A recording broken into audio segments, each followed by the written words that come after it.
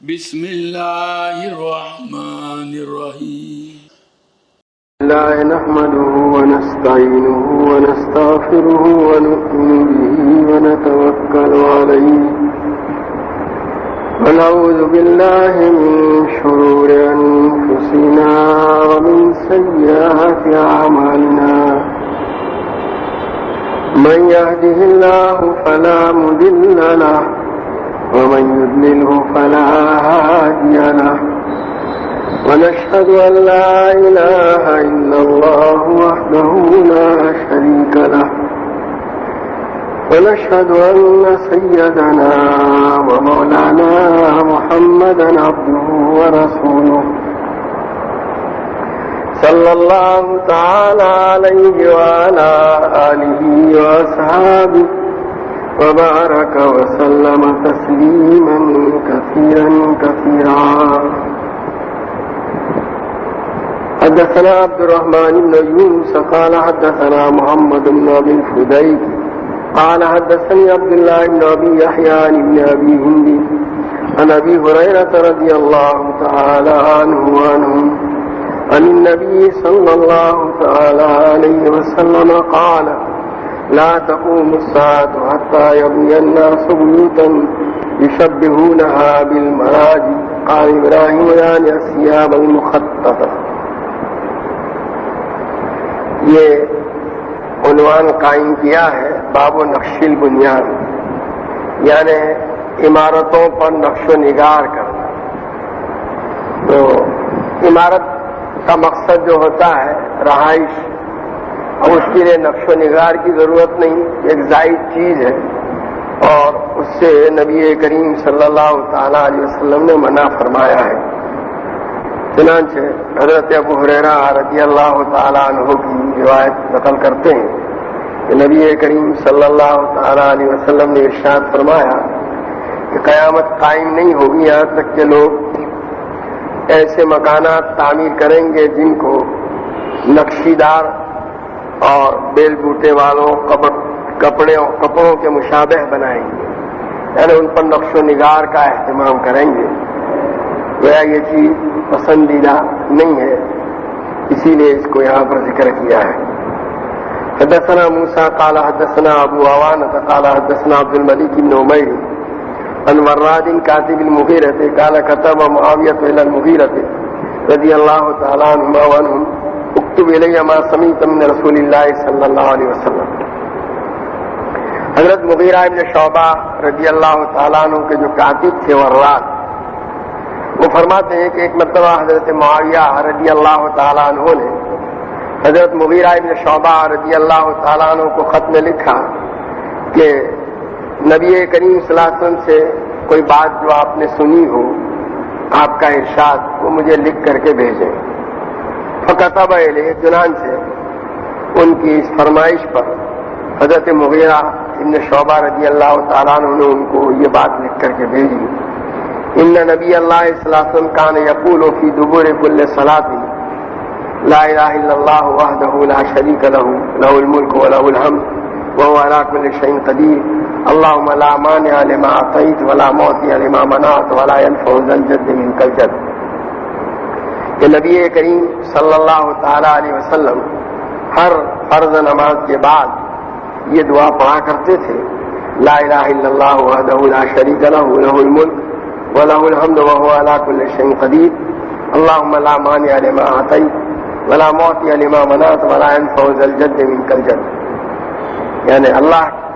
کے علاوہ اور کوئی معبود نہیں، وہی ہے تنہا، اس کا کوئی شریک نہیں، اور ساری اختیارات اور حکومت اس کے قبضے قدرت میں ہے، اور اسی کے لیے ساری تعریفیں ہیں، اور وہ ہر چیز پر قادر ہے.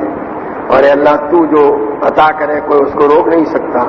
اور جس سے تو روک دے اس کو کوئی دے نہیں سکتا، اور کسی نصیبے والے کو اس کا نصیبہ تجھ سے ہٹ کر فائدہ نہیں دے سکتا. یعنی کوئی کتنا ہی جو ہے صاحب حیثیت ہو، اس کے وہ حیثیت اور مرتبہ اللہ کے مقابلے میں اس کو فائدہ نہیں دے سکتا. وہ کتب علیہ، پھر آگے یہ بھی لکھا انہ کان ینہا عن قیل وقال، کہ نبی کریم صلی اللہ تعالی علیہ وسلم قیل و قال سے منع فرمایا کرتے تھے. یعنی مطلب یہ ہے کہ فضول گفتگو، فضول بحثیں جس میں آدمی اپنے وقت کو ضائع اور برباد کرے، اس سے حضور اکرم صلی اللہ علیہ وسلم نے منع فرمایا۔ وکثرت السوال، اب یہ سوال یا تو یہ ہے کہ کوئی آدمی لوگوں سے مانگتا پھرے، اس سے منع فرمایا، یا بے ضرورت سوالات بعضوں کی عادت ہوتی ہے، اس سے لا تسألوا عن اشیاء ان تبد لکم تسؤکم، قرآن میں بھی ہے، باری تعالیٰ نے آیت نازل فرمائی کہ ایسی چیزیں جن کے متعلق تمہارے سامنے اگر اس کو ظاہر کیا جائے تو تم کو ناگوار ہو، ایسے سوالات نہ کیا کرو۔ لوگ نبی کریم صلی اللہ تعالیٰ علیہ وسلم سے بہت سی چیزیں فضول باتیں پوچھا کرتے تھے، اس پر یہ آیت نازل ہوئی۔ اس طرح کے سوالات سے بھی منع کیا گیا۔ وَإِذَاعَةِ الْمَالِ، اور مال کو ضائع کرنے سے، بس یہاں پہ اسی لیے لائے ہیں اس روایت کو کہ مکانوں کو نقش و نگار کرنا یہ گویا اپنے مال کو ضائع کرنا ہے، اور اس سے نبی کریم صلی اللہ علیہ وسلم نے منع فرمایا ہے۔ وَكَانَ يَنْهَىٰ عَنْ حُقُوقِ الْأُمَّهَاتِ، اور ماؤں کی نافرمانی سے نبی کریم صلی اللہ علیہ وسلم منع فرماتے ہیں۔ ویسے تو والدین ماں ہو یا باپ ہو کسی کی بھی نافرمانی کی شریعت اجازت نہیں دیتی، لیکن عام طور پر آدمی باپ کے مقابلے میں ماں کی نافرمانی پر زیادہ جری ہوا کرتا ہے کہ باپ کا تو کبھی ڈر بھی لگا ہوتا ہے، اس کی سزا کا، اس کی سختی کا، گرفت کا، ماں کی طرف سے یہ خطرہ بھی نہیں ہوتا، اس لیے خاص طور پر ماں کا تذکرہ کیا۔ مواد البنات، اور لڑکیوں کو زندہ درگور کرنے سے بھی نبی کریم صلی اللہ علیہ وسلم منع فرمایا کرتے تھے۔ زمانہ جاہلیت میں لڑکیوں کو اپنے لیے عار سمجھا جاتا تھا، جب پیدا ہوتی تھی تو ان کو وہ زندہ ہی دفن کر دیا کرتے تھے۔ اسلام نے آ کر کے اس سے منع فرمایا، چنانچہ حضور صلی اللہ علیہ وسلم اس سے منع فرمایا کرتے تھے۔ ومنع وحاد، اور دوسروں کے جو حقوق ہیں وہ روکنے سے، اور جو اپنا حق نہیں ہے اس کے مطالبے سے منع کیا۔ یعنی کوئی آدمی جو ہے دوسروں کے حقوق جو اس کے اوپر لازم ہیں اس کو روک کے ادا نہ کرے، تو اس سے نبی کریم صلی اللہ علیہ وسلم نے منع فرمائے کہ دوسروں کے حقوق کی ادائیگی کا اہتمام ہونا چاہیے، اور جو چیز اپنے حق کے طور پر نہیں ہے اس کے مطالبے سے بھی نبی کریم صلی اللہ علیہ وسلم نے منع فرمایا۔ حدثنا آدم وقال حدثنا ابن ابي ذئب عن سعيد المقبري عن ابي هريره رضي الله تعالى عنه قال قال النبي صلى الله عليه وسلم لن يجزي احدا منكم عمل۔ حضرت ابو ہریرہ رضی اللہ تعالیٰ عنہ کی روایت ہے کہ نبی کریم صلی اللہ تعالیٰ علیہ وسلم نے ارشاد فرمایا کہ تم میں سے کسی کو اس کا عمل نجات نہیں دلائے گا۔ یعنی گویا نجات تو محض اللہ کے فضل ہی سے ہوگی، عمل جو ہے وہ نجات دلانے والا نہیں، وہ ایک علامت ہے، وہ ایک جو ہے ایک ذریعہ ہے، ورنہ حقیقت میں نجات دینے والی ذات تو اللہ ہی کی، اس کا فضل ہے۔ قالوا ولا انت یا رسول اللہ، صحابہ نے عرض کیا کہ اللہ کے رسول آپ کو بھی آپ کا عمل نجات نہیں دلائے گا؟ قال لا، قال ولا انا، کہ میں بھی نہیں، الا یتغمدنی اللہ منہ برحمۃ، مگر یہ کہ اللہ تعالیٰ مجھے اپنی رحمت سے ڈھانپ لے۔ فسددوا وقاربوا، اس لیے جب عمل خود جو ہے وہ نجات کے معاملے میں مؤثر نہیں بلکہ مؤثر تو اللہ تعالیٰ کا فضل ہے، اس لیے عمل کے معاملے میں میانہ روی اختیار کرو۔ وقاربوا، اور میانہ روی کامل طور پر تو اختیار نہیں کر سکتے، تو کم سے کم اس کے قریب ہونے کی کوشش کرو۔ وغدوا وروحوا وشیء من الدلجۃ، اور جو ہے صبح کے وقت اور شام کے کچھ حصے میں اور رات کے اندھیرے میں۔ دراصل جو آدمی آخرت کے لیے عمل کرتا ہے اس کو نبی کریم صلی اللہ تعالیٰ علیہ وسلم نے ایک مسافر کے ساتھ تشبیہ دی جو اپنی منزل پر پہنچنا چاہتا ہے، تو حضور صلی اللہ علیہ وسلم فرماتے ہیں جیسے وہ مسافر نشاط کے اوقات میں اپنے سفر کو جاری رکھتا ہے اور باقی اوقات میں جو ہے وہ کچھ آرام لے لیتا ہے، مسلسل سفر کو جاری نہیں رکھتا، اس لیے کہ اگر وہ مسلسل سواری کو چلاتا رہے، سفر کو جاری رکھے تو یہ چیز اس کو تھکا کر کے جو ہے منزل تک پہنچنے سے رکاوٹ بن جائے گی۔ تو جیسے نشاط کے اوقات اس زمانے میں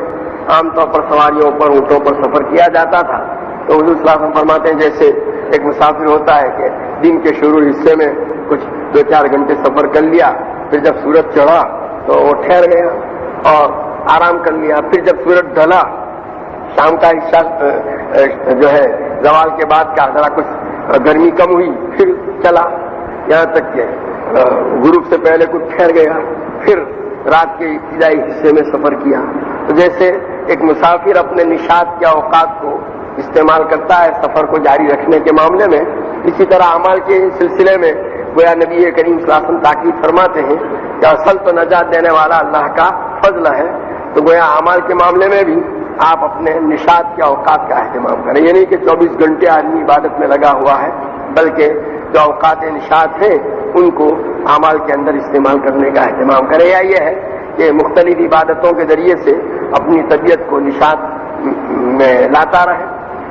یہ بھی ہوتا ہے کہ ایک طرح کی عبادت جب کرتا ہے تو طبیعت میں سے جو ہے نشاط ختم ہو کر کے اکتاہٹ پیدا ہوتی ہے، لیکن اگر عبادت کی جو ہے جنس نوع بدل دی جائے تو پھر دوبارہ جو ہے وہ نشاط پیدا ہو جاتا ہے. تو صبح کے وقت کچھ چلو، شام کے وقت چلو، اور اندھیرے کے کچھ حصے میں والقصد القصد تبلغو، اور میان روی اختیار کرو، منزل مقصود تک پہنچ جاؤ گے. تو بہرحال جیسے ایک مسافر جو ہے وہ منزل مقصود تک پہنچنے کے لیے یہ طریقہ اختیار کرتا ہے، اسی طرح آخرت کے مسافر کو بھی چاہیے کہ اعمال کے معاملے میں میانہ روی کا اہتمام کرے. وہ یہاں یہ بتلانا چاہتے ہیں کہ جب آخرت کے اعمال کے معاملے میں غلو سے اور حد سے آگے بڑھنے سے جب منع کیا تو اپنی ضرورتوں کو پورا کرنے کے معاملے میں بھی جو ہے اس طرح غلو کرنا نہیں چاہیے کہ مکانوں کو نقش و نگار کا اہتمام کیا جائے. باب الرفق، نرمی، نرم خوئی جو ہے، مزاج کی نرمی، لوگوں کے ساتھ نرمی کے ساتھ پیش آنا، یہ بجائے سختی کے شریعت کی نگاہوں میں زیادہ پسندیدہ اور محبوب ہے، اور نبی کریم صلی اللہ تعالیٰ علیہ وسلم نے اس کی ترغیب دی. حدثنا عبدالعزیز بن عبداللہ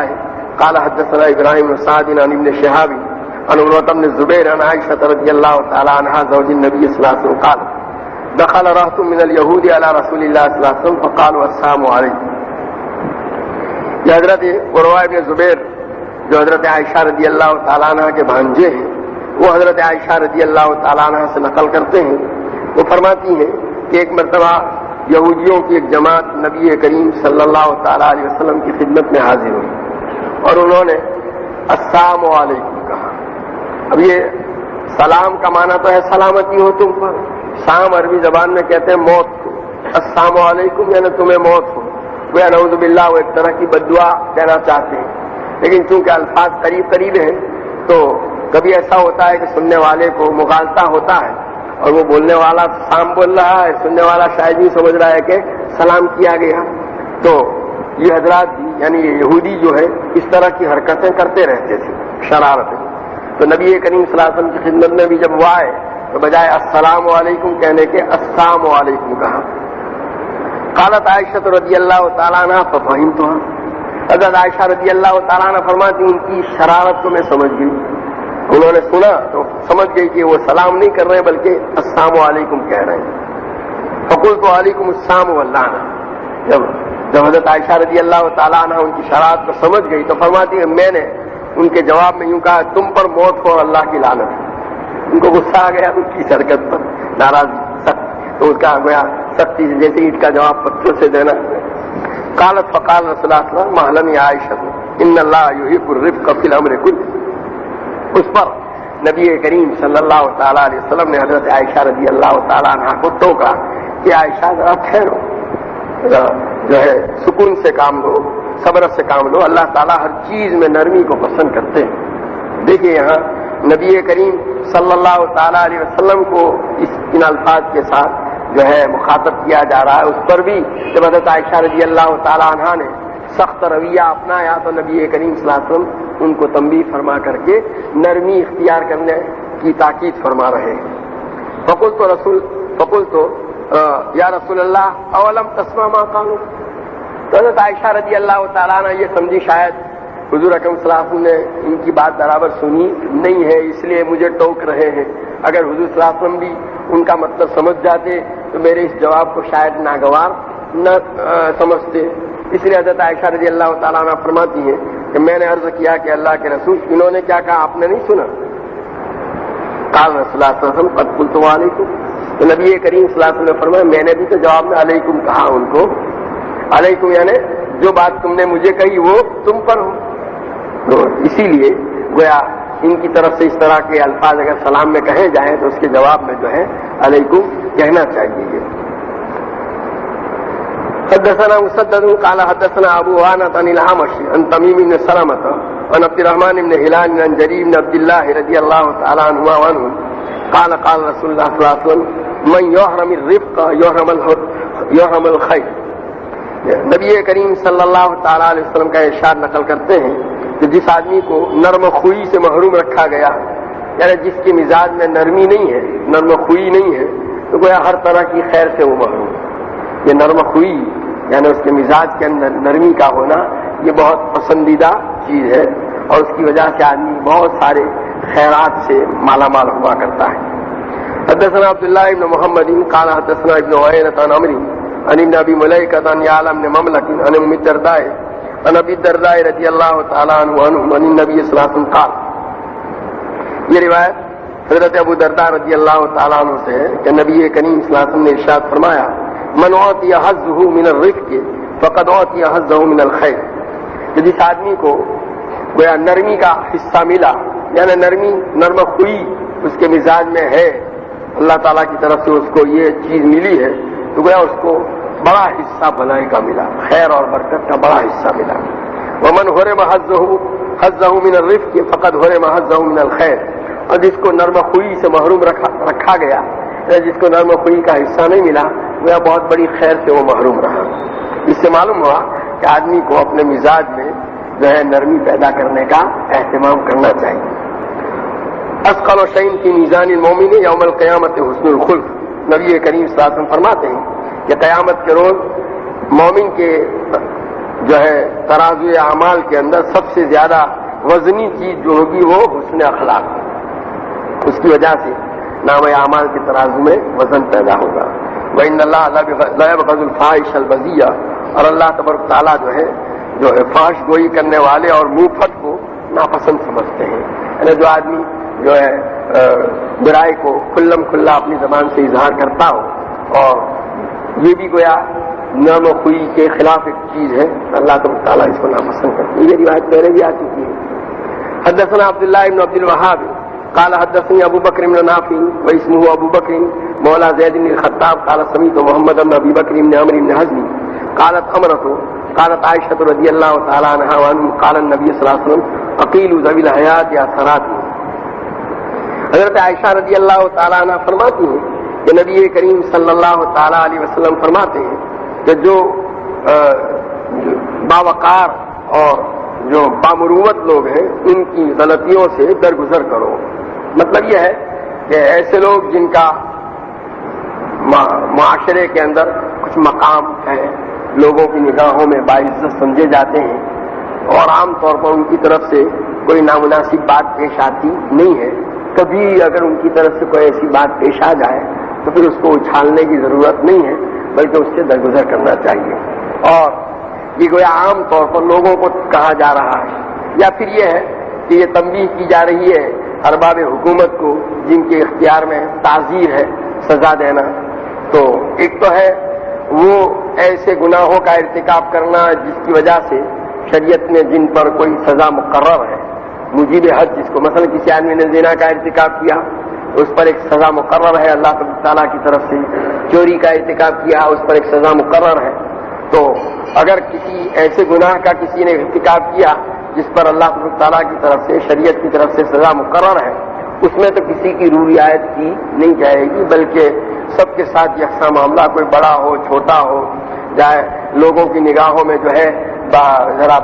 اثر و رسوخ والا ہو، مقام و مرتبہ والا ہو، یا معمولی درجے کا ہو،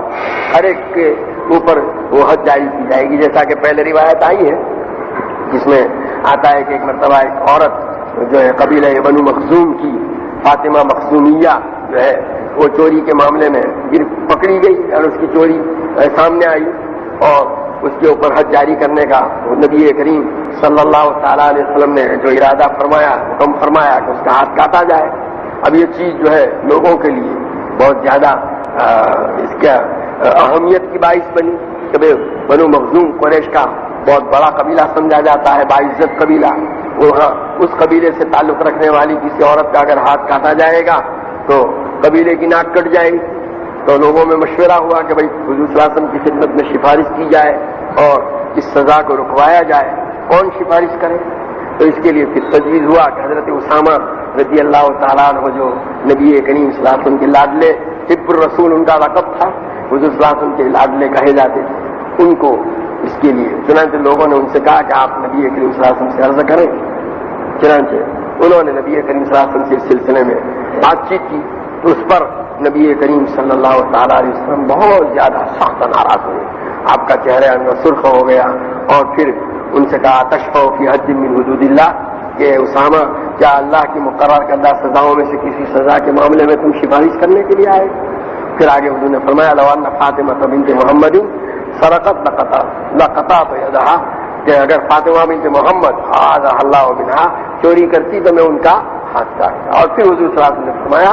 اگلی امتیں اسی لیے ہلاک ہوئی کہ ان میں اگر کوئی کم درجے کا آدمی کسی سزا والے فعل کا ہے نا اللہ تعالیٰ کی طرف سے مقرر کردہ سزا والے کسی گناہ کا ارتکاب کرتا تو اس پر سزا جاری کی جاتی تھی، اور کوئی بڑے آدمی اگر ایسی حرکت کرتا تو اس کو چھوڑ دیا جاتا تھا۔ اسی پر وہ امت ہلاک ہوئی، گویا حضور صلی اللہ علیہ وسلم نے تاکید فرمائی۔ یہ تو طے ہے کہ حدود میں سے یعنی اللہ تعالیٰ کی مقرر کی ہوئی سزاؤں میں سے کسی سزا کا وجوب ہو، ایسی کوئی حرکت، ایسا کوئی جرم کسی نے کیا ہو تو اس میں تو کسی کی معافی نہیں ہے، لیکن اس سے کم تر ایسی کہ جس میں شریعت کی طرف سے کوئی سزا مقرر نہیں ہے بلکہ حکام کو شریعت نے اختیار دیا ہے کہ جو مناسب تنبیہ ہو وہ کر سکتے ہیں، اس میں تو یہ ہوتا ہے کہ جیسا آدمی اس کی مناسب تنبیہ کی جاتی ہے، ہر ایک کوئی اکثر معاملہ ہر ایک کے ساتھ کیا نہیں جاتا۔ کہ تعزیر کے اندر ہمارے حضرت واقعہ سناتے تھے کہ حضرت عالمگیر رحمۃ اللہ علیہ کے پاس 3 آدمی لائے گئے، ایک ہی طرح کا جرم تھا، ایک کو تو خالی ذرا انہوں نے جو ہے خشمگی نگاہوں سے دیکھ لیا، دوسرے کو کہا اچھا، اور تیسرے کو ذرا پٹوایا بھی۔ تو لوگوں نے کہا کہ بھائی آپ نے ایک ہی طرح کے جرموں پر الگ الگ سزائیں دی، تو کہا جاؤ معلوم کرو، جس کو جو ہے خشمگی نگاہوں سے دیکھا تھا معلوم ہوا اس کا تو انتقال ہی ہو گیا ہے نا، اس کے لیے یہ چیز بھی بڑی بھاری تھی، اور جس کو ذرا ڈانٹا تھا اس کے متعلق معلوم ہوا کہ اس کی حالت خراب ہے، بیمار ہے، اور تیسرا جس کی پٹائی کروائی تھی تو گم پھر رہا ہے۔ بہرحال یہ معلوم ہوا کہ تعزیر جو ہوتی ہے یعنی حاکم کو جن سزاؤں کے معاملے میں اختیار دیا جاتا ہے آدمی کے حال کے مناسب، تو یہاں نبی کریم صلی اللہ تعالیٰ علیہ وسلم یہی فرما رہے ہیں کہ ایسے لوگ جو سماج میں اور سوسائٹی میں اچھے سمجھے جاتے ہیں، صاحب حیثیت، باوقار، با اثر و رسوخ، ان کی طرف سے اگر کوئی ایسی بات پیش آوے تو حکام کو چاہیے کہ ان کی غلطی سے درگزر کریں، کوئی ان کے لیے بھی ایسی سزا جو دوسرے لوگوں کے لیے ہے تجویز نہ کریں۔ لیکن جیسا کہ میں نے کہا یہ صرف ان سزاؤں کے اندر ہے جس میں حاکم کو اختیار ہوتا ہے، اور جس میں ایک سزا مقرر ہے شریعت کی طرف سے اس میں کسی کی کوئی رعایت نہیں کی جاتی۔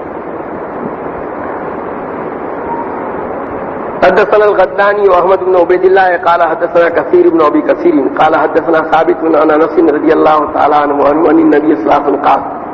لا يكون الخرق في شيء الا شانه وان الله رفيق يحب الرفق۔ حضرت انس رضی اللہ تعالیٰ عنہ نقل کرتے ہیں کہ نبی کریم صلی اللہ علیہ وسلم نے ارشاد فرمایا کہ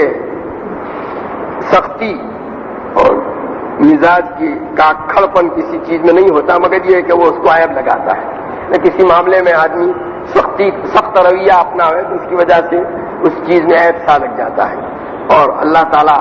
نرم ہے اور نرمی کو پسند کرتے ہیں، نرم خوئی کو پسند کرتے ہیں، اس لیے آدمی کو ہر چیز میں نرم اور نرمی کا نرم خوئی کا رویہ اپنانا چاہیے۔ حدثنا عمرو بن مرزوق قال اخبرنا شعبة عن قتادة قال سمعت عبد الله بن ابي عتبة يحدث عن ابي سعيد الخدري رضي الله تعالى عنه قال كان رسول الله صلى الله عليه وسلم اشد حياء من الذراع في خدرها وكان اذا كره شيئا عرفناه في وجهه۔ حضرت ابو سعید خدری رضی اللہ تعالیٰ عنہ فرماتے ہیں کہ نبی کریم صلی اللہ علیہ وسلم ایک کنواری لڑکی جو اپنے پردے کے اندر ہو اس سے بھی زیادہ باحیا تھے۔ خدر کہتے ہیں اس زمانے میں جو کنواری لڑکیاں ہوا کرتی تھی ان کے لیے گھر کے اندر ایک الگ سے کمرہ ان کے رہنے کے لیے زیادہ محفوظ پورے گھر کے مقابلے میں بنایا جاتا تھا۔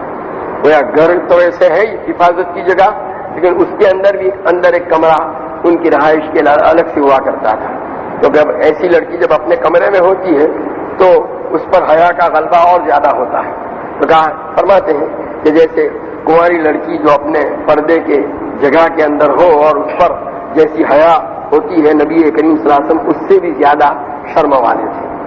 اور جب آپ کسی چیز کو ناپسند سمجھتے تھے تو ہم اس کو آپ کے چہرے انور میں محسوس کر لیتے تھے. مطلب یہ ہے کہ جب کوئی چیز، کوئی معاملہ، کسی کا کوئی رویہ، کوئی بات، کوئی عمل نبی کریم صلی اللہ علیہ وسلم کو ناپسند ہوتا تھا تو اس کا اثر آپ کے چہرے انور میں ظاہر ہوتا تھا. آپ بھلے بولتے نہیں تھے، بس یہاں تو اس لیے لائے کہ آپ صلی اللہ علیہ وسلم نے اس پر کچھ اپنی طرف سے زبانی طور پر تو کوئی اظہار نہیں کیا. یہ گویا آپ کے نرم رویے اور نرم خوئی کا نتیجہ تھا، لیکن اس کے باوجود اس کی اس غلط حرکت کا اثر آپ کے چہرے انور پہ محسوس کیا گیا. حدثنا احمد بن یونس قال حدثنا زہیر عن قابوس ان اباه حدثه عن ابن عباس رضی اللہ تعالی عنہما وعنہ عن النبي صلی اللہ علیہ وسلم قال الهدي الصالح والصمت والاقتصاد جزء من 70 جزءا من النبوة. حضرت عبداللہ ابن عباس رضی اللہ تعالی عنہما نقل فرماتے ہیں کہ نبی کریم صلی اللہ علیہ وسلم نے فرمایا کہ الهدي الصالح، بہترین طریقہ زندگی گزارنے کے لیے جو ایک اچھا انداز اختیار کیا جاتا ہے اس کو ہدیہ کہتے ہیں. آدمی اچھی روش اپنائے. اور سمت کا مطلب بھی ہے اچھا طریقہ اور اچھی روش.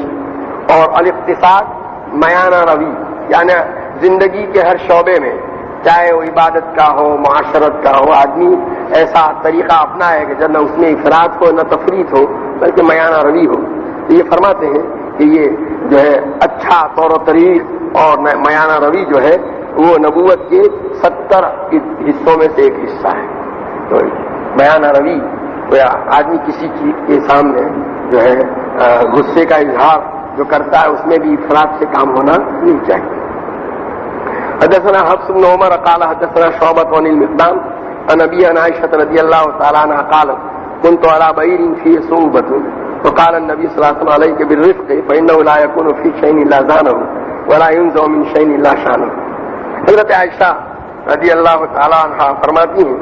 کہ میں ایک اونٹ کے اوپر سوار تھی جس کے مزاج میں اڑیل پنا تھا، یعنی وہ زیادہ اچھی طرح چلتا نہیں تھا.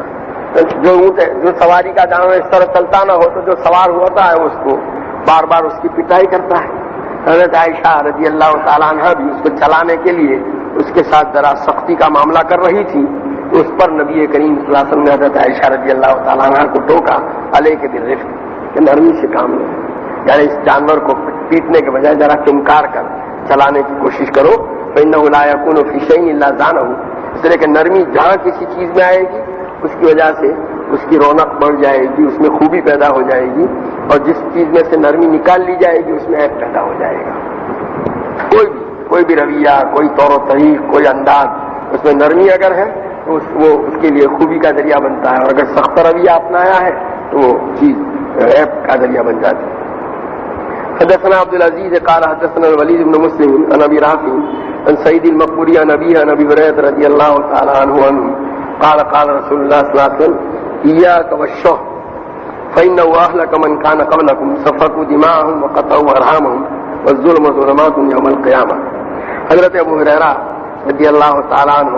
فرماتے ہیں کہ نبی کریم صلی اللہ تعالی علیہ وسلم نے ارشاد فرمایا کہ تم شح سے بچو.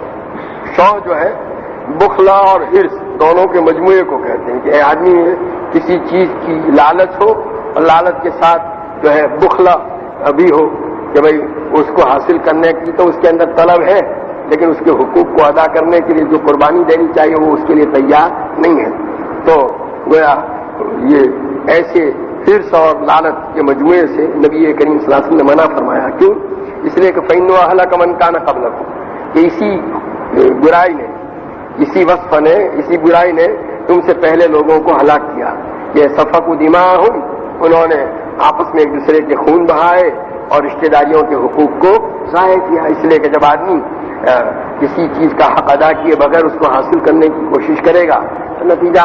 آپس میں ٹکراؤ کا ہوگا، جس کے نتیجے میں خون بہانے کی نوبت آئے گی اور آپس کے تعلقات جو ہیں اس سے متاثر ہوں گے، قطع رحمی کی نوبت آئے گی. والظلم ظلمات یوم القیامہ، اور حضور صلی اللہ علیہ وسلم فرماتے ہیں کہ ظلم جو ہے قیامت کے روز اندھیریوں کی شکل میں نمودار ہوگا. وہ اللہ تعالیٰ دنیا میں جس آدمی نے ظلم اور زیادتی سے کام لیا تھا اس کے اس عمل کو قیامت کے روز اندھیریوں کی شکل میں اس کے سامنے ظاہر فرمائیں گے۔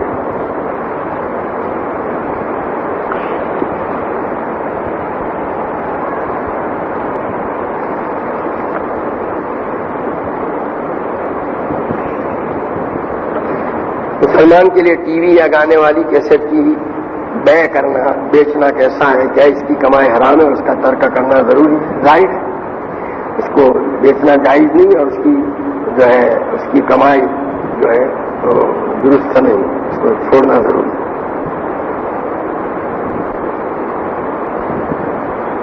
اگر کوئی شخص کسی کی غیبت کرے تو معافی مانگتے وقت یہ کہنا ضروری ہے کہ میں نے تمہاری غیبت کیا، اتنا کہا کرنا کافی ہے، بھائی جو غلطی ہوئی تو معاف کرنا ہی، اس کو واضح کرنا پڑے گا کہ میں نے اس طرح آپ کے معاملے میں لوگوں سے بات کی تھی، معاف کر دی۔ خالی غلطی معاف کرنا اس میں نہیں چلتا۔ مسجد کی چٹائی عید کے دن عیدگاہ میں استعمال کر سکتے ہیں؟ نہیں، یہ جائز نہیں۔ وہ مسجد کے لیے وقف ہے، اس کو مسجد سے باہر لے جانا، اسے عیدگاہ میں استعمال کرنا درست نہیں۔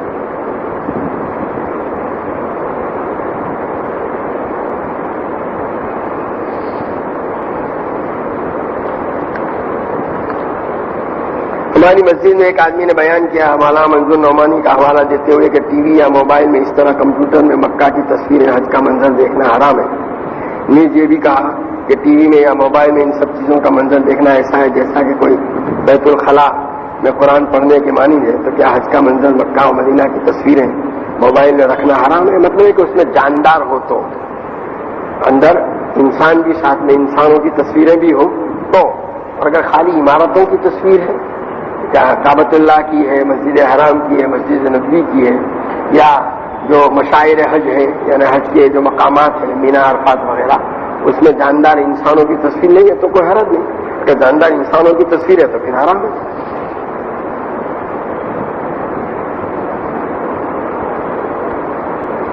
زید نے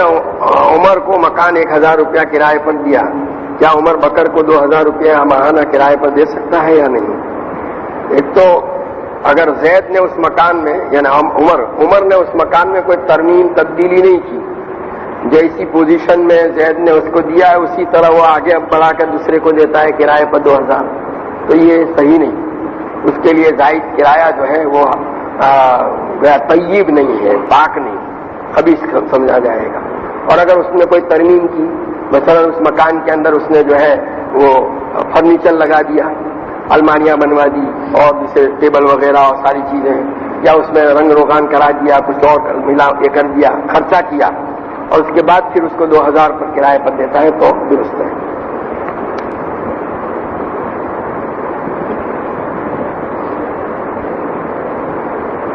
3 یا 4 رکعت والی نماز میں دوسری رکعت پر قاعدے کے بعد وضو ٹوٹ جائے تو نماز چھوڑ کر نماز دہرانا ضروری ہے؟ نماز نہ توڑ کر ضرور پڑھ لے تو چلے، وضو ٹوٹ جائے تو نماز چھوڑ کر، تو مطلب یہ ہے کہ وضو ٹوٹا ہے، سلام سے پہلے ٹوٹا ہے، تو اگر وہ نفل ہے تو اس کو 2 رکعت کی قضا کرنا ضروری ہے۔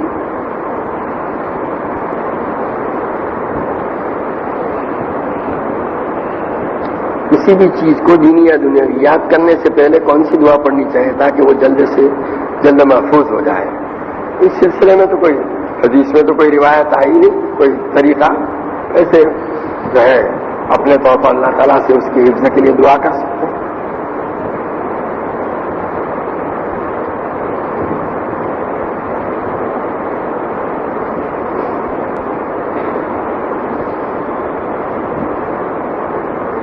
પહેલી સપના મુસલ્લીની નમાજ પૂરી થઈ ગઈ હોય પરંતુ બરાબર તેની પાછળની ત્રીજી સપના મુસલ્લીની નમાજ ચાલુ હોય તો આગળના મુસલ્લી તેમની સામેથી પસાર થઈ શકે છે? ये अगर वो बड़ी मस्जिद है, मस्जिद कबीर, तो उस सूरत के अंदर तो 2 सफ़ों का फासला या 9 फीट के करीब का फासला है तो जा सकता है, उसके सामने से गुजर सकता है, और छोटी है तो नहीं। जो बीजी सपना थोड़े दूर बैसल कोई व्यक्ति तीजी सपना मुसल्ली सामने हाथ राखी दे तो पहली सपना मुसल्ली आ रही थे गुंजाइश है। खाना पकाने वाले मतलब मुख्तलिफ किस्म के खाने की प्लेट पकाना अगर सिखाने के लिए कहीं प्रोग्राम देखते हैं तो हमारे घर की औरतें उन मर्दों के पास खाना पकाने सीखने के लिए जा सकती हैं, वो पर्दे में जा सकती हैं क्या? हमारे माहौल में आम क्या है یہ کہ کہیں کھانا کھانے کے لیے عورتیں جاتی ہیں اور گھر کھانے کے ٹیبل پر وہ کھانا کھانے جانا پسند نہیں کرتی. مطلب یہ کہ پردے میں رہتے ہوئے اگر سیکھنے اس میں دوسرا کوئی اندیشہ نہیں ہے تو گنجائش ہے. وہاں اگر کوئی دوسرا خطرہ ہے تو اس صورت میں پردے میں رہتے ہوئے بھی اس کی اجازت ہے.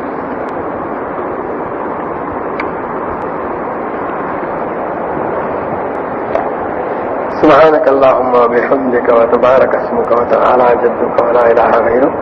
اللهم صل وسلم وبارك على سيدنا مولانا محمد وعلى ال سيدنا مولانا محمد كما تحب وترضى بعدد ما تحب وترضى. ربنا ظلمنا انفسنا وان لم تغفر لنا وترحمنا لنكونن من الخاسرين. ربنا آتنا في الدنيا حسنة وفي الآخرة حسنة وقنا عذاب النار. اللهم وفقنا لما تحب وترضى من القول والعمل والفعل والنية والهدى. اے اللہ تو ہمارے گناہوں کو معاف فرما، ہماری خطاؤں سے درگزر فرما. اے اللہ نبی کریم صلی اللہ تعالیٰ علیہ وسلم کے طریقوں اور سنتوں کو اپنی زندگی کے ہر شعبے میں جاری کرنے اور اپنانے کی تو ہمیں توفیق و سعادت عطا فرما. اے اللہ تو ہمارے بیماروں کو صحت کاملہ عاجلہ مستمرہ عطا فرما، مقروضوں کے قرضوں کی ادائیگی کی شکلیں پیدا فرما، پریشان حالوں کی پریشانیوں کو دور فرما، حاجت مندوں کی حاجتیں پوری فرما، قید و بند میں محبوسوں کو رہائی نصیب فرما، مقدمات میں ماخوذوں کو بری فرما، جو جس مصیبت میں گرفتار ہے اللہ اس سے نجات عطا فرما. اے اللہ حضور پاک صلی اللہ علیہ وسلم نے آپ سے جتنی خیر اور بلائی مانگی ہمیں اور پوری امت کو عطا فرما. جن شرور و برائیوں سے پناہ چاہیے اس سے ہماری اور پوری امت کی حفاظت فرما. ربنا تقبل منا انك انت السميع العليم وتب علينا انك انت التواب الرحيم. صلی اللہ تعالی علی خیر خلقہ سیدنا مولانا محمد وعلی اصحابہ اجمعین.